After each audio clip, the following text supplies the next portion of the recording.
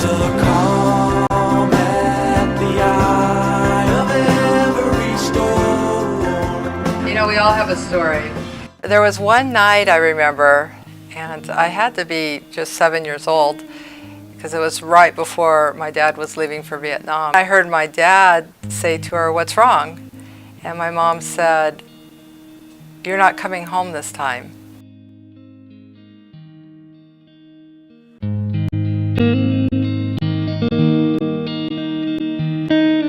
My dad gave his life for our freedom. If his name isn't on the wall, he just goes away.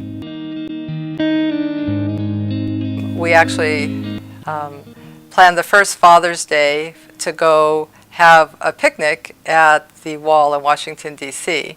I went up to the book to look for my dad, and his name wasn't there. And so I was totally shocked.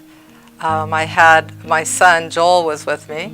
He was about 9 or 10 years old. Joel and I went to the Pentagon. Finally, I get a denial letter that says that his plane went down 3 degrees outside the combat zone and that it was during a training mission, so it doesn't qualify as to be on the wall.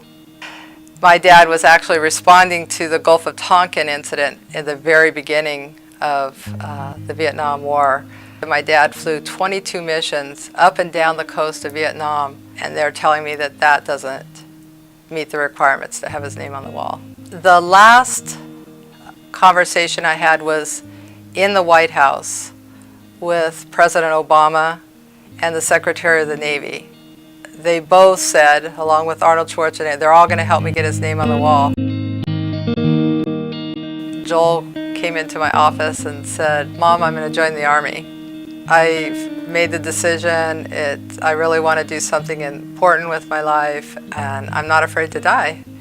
And I said, "No, you can't." And I started to cry, and I'm not going to be okay if something happens to you. And he just put his arms around me, and he just held me and let me cry. And I remember the day he left for Iraq, the way he hugged me was like it was for the last time. And I couldn't even let him hug me because it was so final.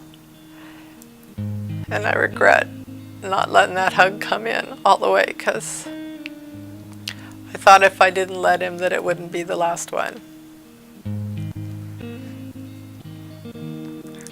But it was the last one.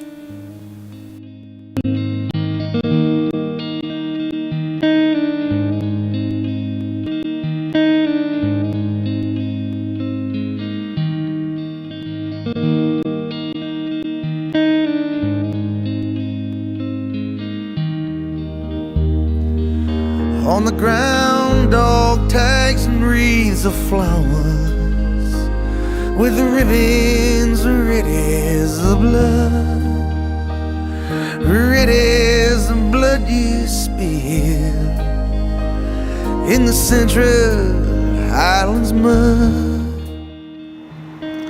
A while after I met Elaine, I was near DC and I stopped by the wall. I thought about the war and Elaine's dad. The war may have ended a long time ago, but the scars she has will never go away. And as time moves on and memories fade away, even great nations forget some of their mistakes and the sacrifices made by people like Elaine's dad. I decided to make sure Harry Roach wouldn't be forgotten, at least not today. An apology and forgiveness got no place here at all. Hate the one